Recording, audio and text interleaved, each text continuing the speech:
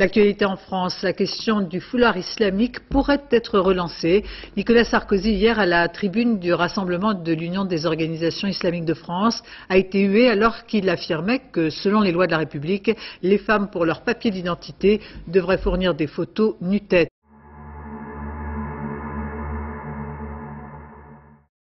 Un discours qui a donc suscité de très vives réactions. Nicolas Sarkozy devait s'y attendre. L'a-t-il fait volontairement? Rien en tout cas n'a entamé son discours.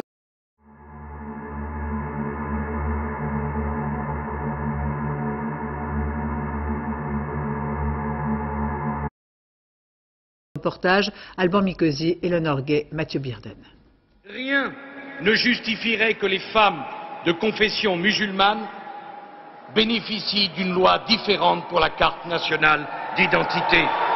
En réaffirmant l'interdiction du port du voile sur les photos d'identité des femmes musulmanes devant une assistance aussi religieuse, Nicolas Sarkozy s'attendait à être sifflé. Il avait même préparé sa réaction.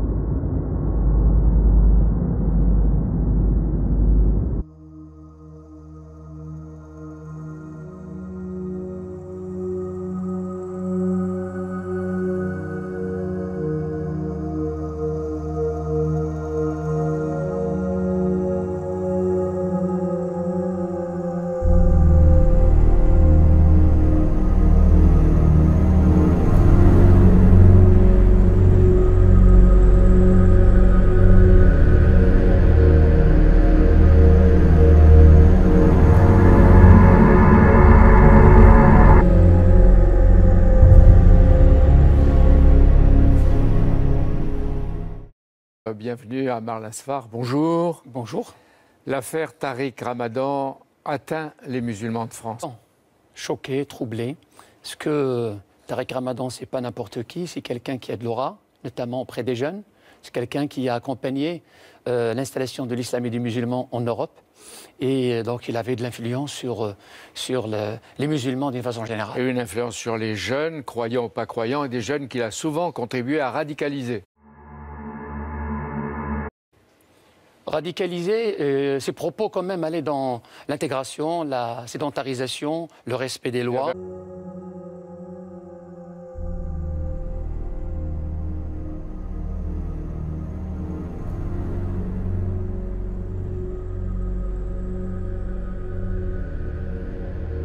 Un double langage.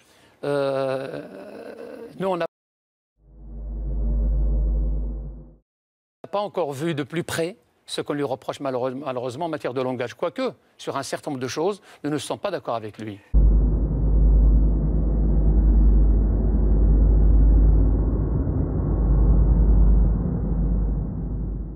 Vous l'avez souvent invité comme conférencier.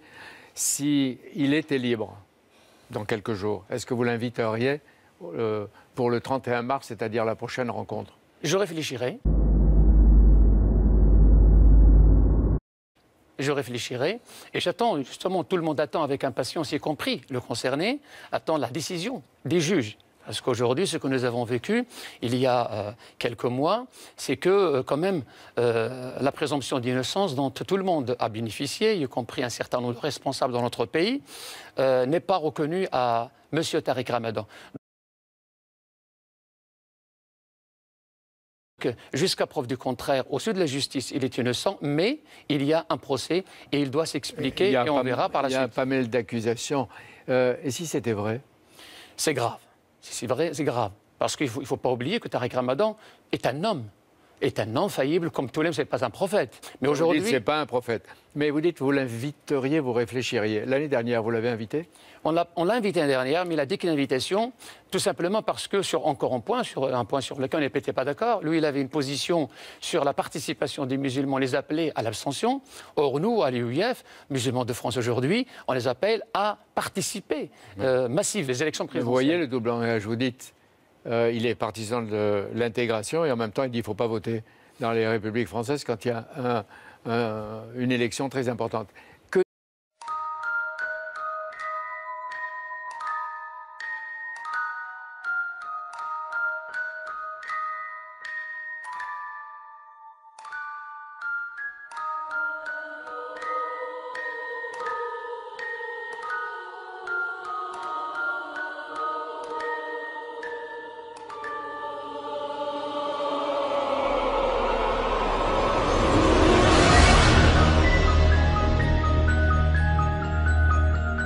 Vous pensez que c'est lui la victime, là? Je ne sais pas. J'entends tout le monde, j'écoute tout le monde. Il y a des accusations graves. Il y a quelqu'un qui proclame son innocence. Et vous venez de dire que l'islam condamne tout violeur, tout agresseur, tout prédateur.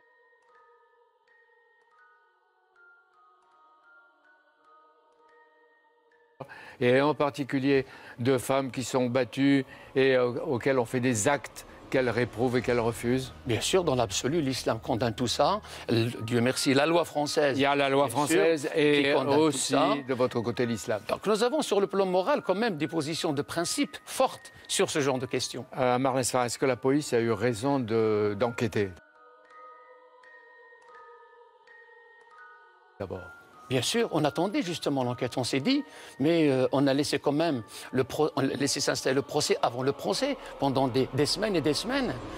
On attendait justement, et d'ailleurs le concerné, M. Ramadan, attendait aussi. S'il est en garde à vue, s'il est incarcéré, vous dites, enfin probablement jusqu'à demain, peut-être même ce soir, puisqu'il y a des discussions, des négociations, vous faites confiance à la justice française? Mais bien sûr, heureusement que nous avons une justice indépendante telle que la nôtre. Et si elle intervient, c'est qu'il y a quand même du doute. Mais depuis tout à l'heure, vous à Marlin Sfar, vous ne parlez pas de complot. Parce que souvent, on nous dit qu'il y a un complot sioniste, israélien, américain.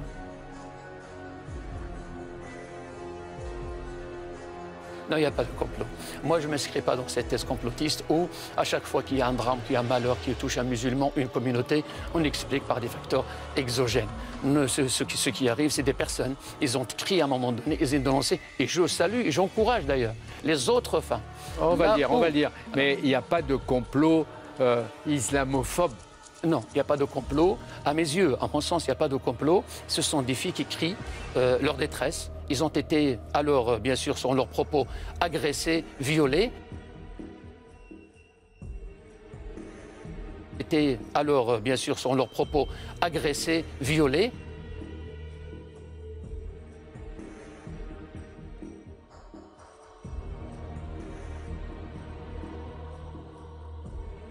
Eh bien, la justice va enquêter et leur donner raison ou ne pas. Vous dites qu'elles ont été agressées ou violées. Donc vous n'êtes pas loin de croire ce qu'elles disent. Nous lisons.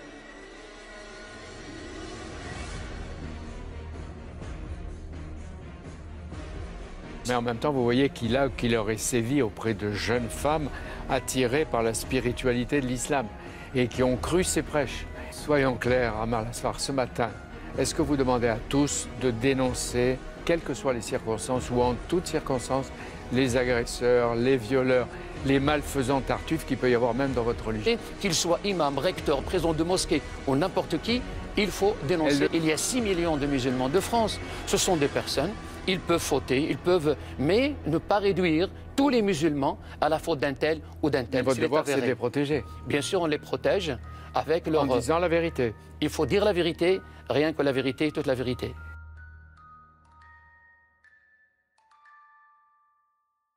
Mais vous-même, est-ce que vous n'avez pas été imprudent? Parce que vous lui avez offert l'hospitalité à plusieurs reprises, avec les rendez-vous du Bourget. Vous savez, M. El Kabbach, entre 150 et 160 conférenciers interviennent au Bourget. Ce n'est pas, donc c'est une manifestation, 150. C'est lui qui a attiré le plus de monde. Oui. C'est lui qui avait son charisme, l'intelligence reconnue, sa supériorité même intellectuelle, une stratégie doucereuse. Monsieur Ramadan a fait sa place, en France et en Europe. Et c'est un intellectuel, personne ne peut lui nier. Et d'ailleurs, on n'est pas les seuls. Des plateaux de télévision, des débats, au niveau donc... Mais il y avait une personnalité double, et vous ne l'avez jamais remarqué. On ne l'a jamais remarqué. D'ailleurs, nous, on a toujours dit que ils ne sont pas les seuls. On n'a pas décelé le double discours. Et d'ailleurs, moi aussi, par moment, je suis qualifié de double discours. Il faut dire les choses aussi à la mode. Mais... Manuel Valls, oui, Manuel Valls dit Tariq Ramadan est un ennemi de la République et de ses valeurs. Monsieur Valls, il n'a pas dit que ça. Il a dit que l'islam et les musulmans, c'est un problème pour la France. Et ça... Non, mais quand il parle de Tariq Ramadan, vous lui donnez... Mais quand il parle, quand il place Tariq Ramadan dans un ensemble de déclarations, moi je ne le partage pas. Nous dénonçons tous l'islamisme, c'est-à-dire que l'islam politique, qui n'existe pas dans notre pays. En France, il n'y a pas d'islam politique. Il y a des structures musulmanes... Parce qu'on a empêché Tariq Ramadan d'y arriver. Tariq Ramadan, c'est un conférencier. Il faut voir du côté de ceux... Il n'y a pas que ça. Mais il y a un autre problème. Si jamais Tariq Ramadan restait en prison, on ne sait pas, il est présumé innocent, peut-être y sortir, mais s'il restait en prison, au bout de quelque temps, il pourrait passer à l'intérieur pour un héros et il continuerait avec ses prédications et ses prêches à convertir des jeunes et à les radicaliser. Il serait dangereux à l'intérieur et à l'extérieur. Le risque, il est toujours là, mais quand même faisons confiance à ces 6 millions.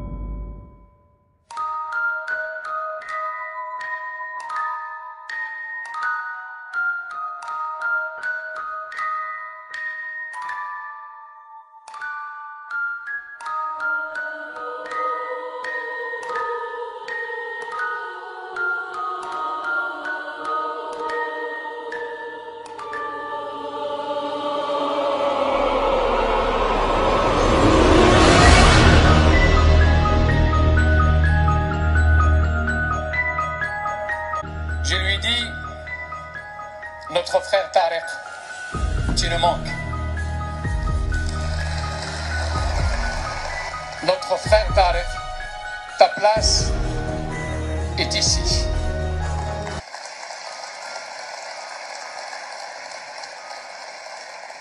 Notre frère Tariq, ta place entre les membres de ta famille.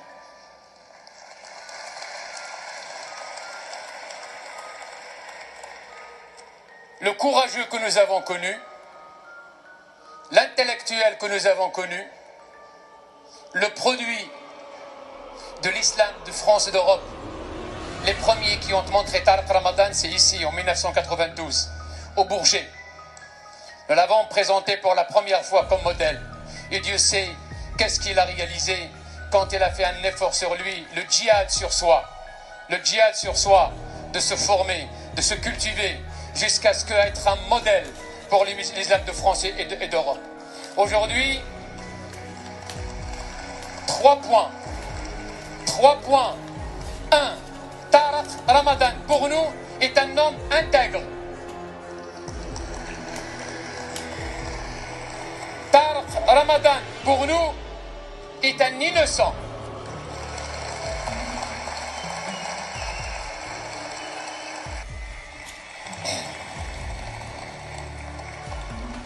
Jusqu'à preuve du contraire, notre frère, il est innocent.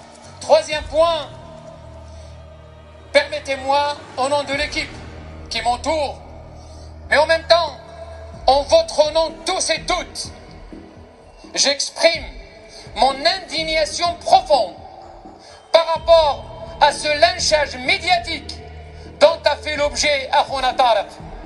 Je croyais que nous sommes dans un pays où il faut respecter la vie des gens. Si demain, ce que nous souhaitons et ce pourquoi nous prions, Tariq Ramadan est innocent, qui lui réparera les 2 mois qu'il a passé en prison? Qui lui réparera sa dignité qui est bafouée, traînée dans la boue? Et c'est pour cela que nous disons, ne jouez pas à ce genre de choses. Tariq Ramadan, il est venu, il s'est livré à la police et à la justice en disant la chose suivante: je ne demande qu'un procès équitable. C'est ce que nous demandons. Et j'espère qu'Allah subhanahu wa ta'ala exaucera nos prières, hein? Notamment les prières, il y a beaucoup de salihin, vous êtes tous des salihin, hein? Et que notre frère, on le retrouvera, Inch'Allah, sain et sauf, intègre, lavé, blanchi de tout ce qu'on lui a reproché. Wa barakallahu fikum. Merci pour votre